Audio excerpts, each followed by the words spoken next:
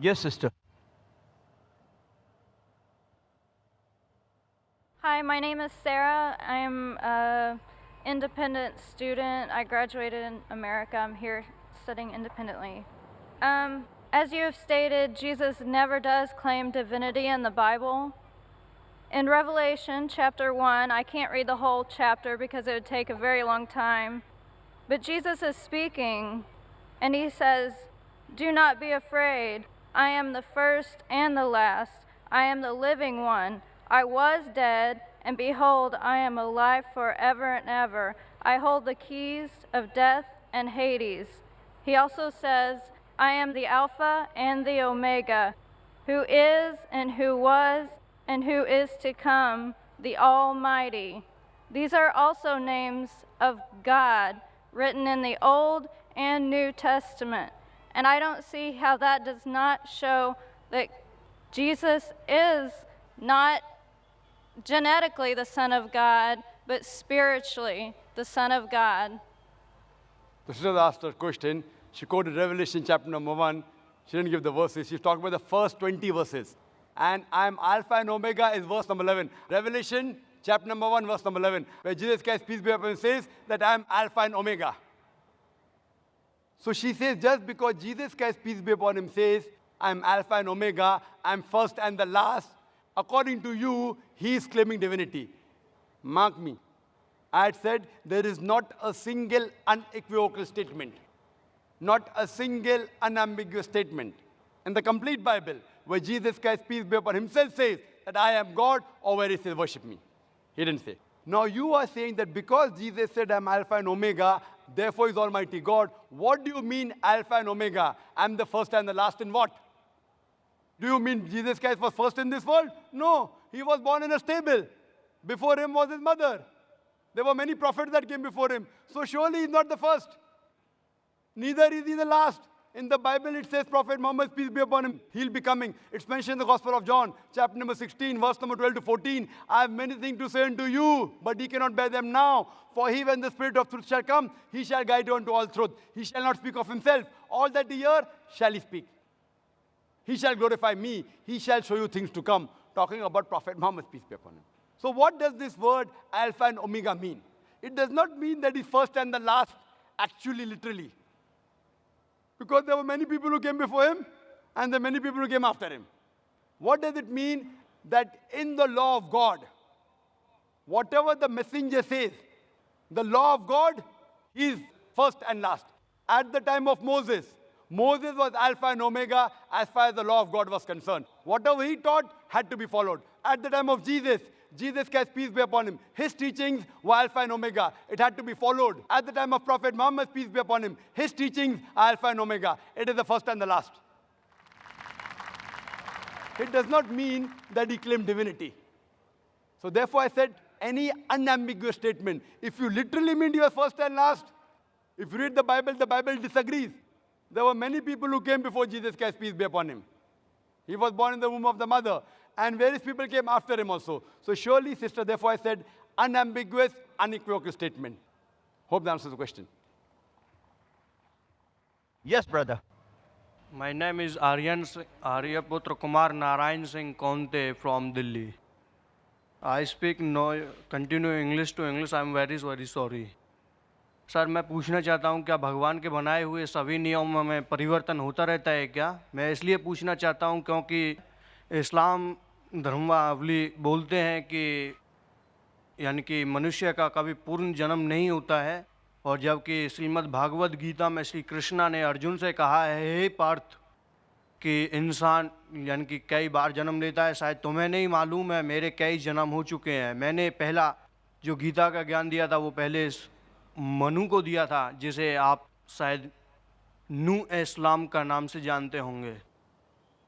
और दूसरी बार कहते हैं कि मैंने सूर्य देव को ये ज्ञान दिया था, उसके बाद मैं आपको दे रहा हूँ। तो सर आप क्या बता सकते हैं कि मनुष्य का पूर्ण जन्म होता है या नहीं होता है?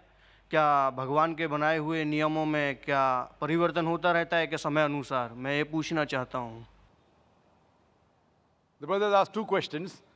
The first question is, can there be change in the law and the teachings of Almighty God? Can there be changes? And question 2 is that can a person be reborn? Can he be reborn? And he quoted a verse of the Gita, which I'll come to it later on.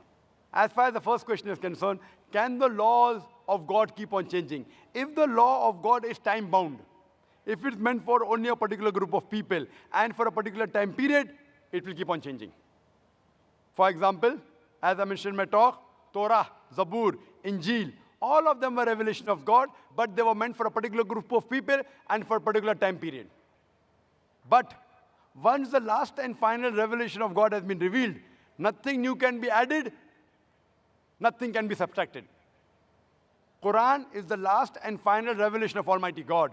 No other revelation is going to come. Prophet Muhammad, peace be upon him, is the last and final messenger. There is no other messenger to come. Allah says in Surah Azab, chapter 30, verse number 40, مَا كَانَ مُحَمَّدٌ أَبَا أَحَدٍ مِّن رِجَالِكُمْ وَلَٰكِنَّ رَسُولَ اللَّهِ وَخَاتَمَ النَّبِيِّينَ وَكَانَ اللَّهُ بِكُلِّ شَيْءٍ عَلِيمًا. That Muhammad, peace be upon him, is not the father of any of you men, but he is the messenger of Allah and is the seal of the prophets. And Allah is all-knowing, full of wisdom. After Prophet Muhammad, if anyone says that he is a messenger of God, he gets revelation, then he requires a psychiatrist. Prophet Muhammad is the last and final messenger. After Quran, no other revelation is going to come. And Quran clearly mentioned in Surah Ma'idah, chapter 5, verse number 3, on this day, have I completed my religion for you. And I've chosen for you Islam and complete my favor on you. Once the religion is completed, nothing new can be added, nothing can be subtracted. So as far as your question, yes, the old revelations, there can be changes. But the basic message from the first revelation till the last about Tawheed, about oneness of God is the same. So all the revelations that came before the Quran, they have not maintained their pure form. They have been changed by human beings. And because it was not meant for eternity, Almighty God didn't feel it fit to be preserved. But as far as the Quran is concerned, Allah says in Surah Hijr, chapter number 15, verse number 9, we have revealed the Quran and we shall guard it from corruption. This Quran, even if all the human beings try and change the Quran, they cannot do it. All the human being and jinn, they get together, they can't change the Quran. So as far as the previous revelation, yes, there can be a change. But the final revelation, no, it cannot be changed. It is the ultimate. Now coming to your second question. Second question ये है sir, The second question में जुड़ा रहा हूँ अभी. यानी कि अल्लाह Second के question पास याद है तीन मुझे. नेक बंदे जो रहते हैं, उनमें हमारी ओर से ब्रह्मा विष्णु महेश तीनों के काम अलग अलग हैं. यानी कि पहला ब्रह्मा, यानी कि जैसा जो जीव काम करता है उसके हिसाब से उसको जन्म यानी कि योनि में भेज देते हैं. दूसरा काम है विष्णु, जो विष्णु जी हैं वो जीवों की पालना पोषणा की ओर ध्यान देते हैं. तीसरे जो महादेव हैं, जिनको देवादिदेव महादेव यानी कि शिव शंकर बोलते हैं, यानी कि वो सब का हिसाब बराबर करते हैं. यानी कि आपके पास जो यानी कि अल्लाह ताला के पास जो तीन बंदे नेक बंदे रहते हैं, उनका भी काम क्या है? यही है. भाई साहब आपने इस्माइल, इज़राइल, एक नया सवाल पूछा. जी इसका जवाब दूंगा. पहले पुराने सवाल का जवाब दूं क्या नहीं मैं? जी आपने पुनर्जन्म की बात की बराबर, जी तो उसका जवाब चाहिए या नहीं चाहिए? चाहिए. चाहिए ना. तो पहला पुनर्जन्म की बात करूंगा, फिर आपकी ब्रह्मा विष्णु और शिवा की भी बात करूंगा. हाँ, इंशाल्लाह तीनों की बात करूंगा मैं. There was asked another new question. So I told him first I'll reply to the old question, then I'll come to a new question. His previous question was that do you believe in reincarnation in a second life? As far as reincarnation is concerned, what you quoted is Bhagavad Gita. But the highest scripture in Hinduism is Ved. Vedas are number one. They are the Shrutis. Then later on come the Smritis. Mahabharata, part of Mahabharata is Bhagavad Gita. Though Bhagavad Gita is more widely read than the Vedas, but authenticity in grade, Veda is higher. The Ved speaks about Punarjanam. Punarjanam means next life. And if you read the Quran too speaks about next life. Quran says you'll come in this world, you'll die, again you'll be resurrected. Punar means next, Janam means life. Punarjanam. Nowhere does the Veda speaks about death, life, death, life, death, life, death, life. Nowhere. Nowhere. Neither does the Bhagavad Gita speak about that. What you quoted to me is a verse of Bhagavad Gita, chapter number 4, verse number 22. I'm giving you the reference. Where it's mentioned in Bhagavad Gita, according to the Hindus, it's the word of Almighty God. And it says that as the human beings keep on changing the clothes. They throw away the old clothes and put on new clothes. Same way, the soul will take a new body. We'll throw away the old body, new body. I have got no problem. In this world, you have this body. When you die, you are resurrected, new body, no problem. It is matching with the Quran, matching with the Veda. But this philosophy, what you're talking about reincarnation, in Sanskrit, it is called as samskara. The theory of reincarnation, the theory of life and death, called as rebirth, correct? Now, this theory was propounded by the scholars of Hinduism. It's nowhere mentioned in the Vedas. Why? Because they could not justify. Some people are born deaf, some people born rich, some people born in a poor family, some people are born healthy, some people congenital heart disease. How can God be unjust? So they couldn't justify, so they came with the philosophy of death, life, karma and dharma. Karma is the deed, action, dharma is the law. So what justification? How can God be unjust? How can a person be born with a heart disease? Last life, he did some sin. This was a philosophy assumption by the scholars of Hinduism, not by Ved. So then they came with this philosophy, and they say that if you do good deeds, in your next life, you will be born of a higher degree. And the universal brotherhood of Hinduism is all living creatures are brotherhood. So maybe you're born sometime as a cockroach, sometime as a rat, sometime as a cat, sometime as a dog, sometime as human being. Human being is the highest level. So if you do good deeds, you're born higher. If you do bad deeds, you're born lower. Fine? And you're born as a human being 7 times. How many times? 7. This is the philosophy of the Hindu scholars, called as samsara. Now I'm asking you a question, brother. In this world, sin is increasing or decreasing?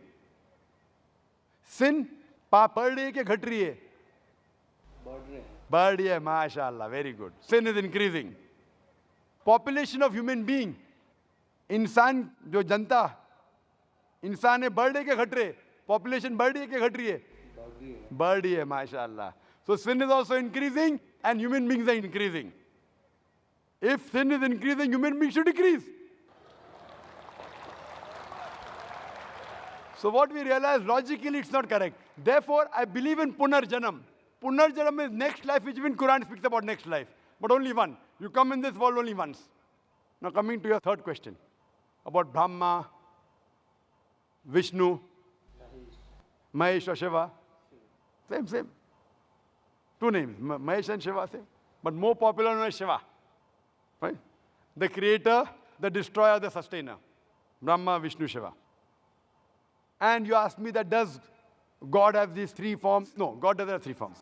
Does he have any people? Yes, he has many angels. See, alone God is sufficient. He does not require anyone's help.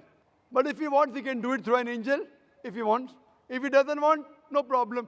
He just wills, and it is. Kun fayakun. Be, and it is. As far as the Hindus, what they believe in somewhat similar Trinity, what the Christians believe, even the Hindus believe. That Almighty God, one God is God to create, Brahma.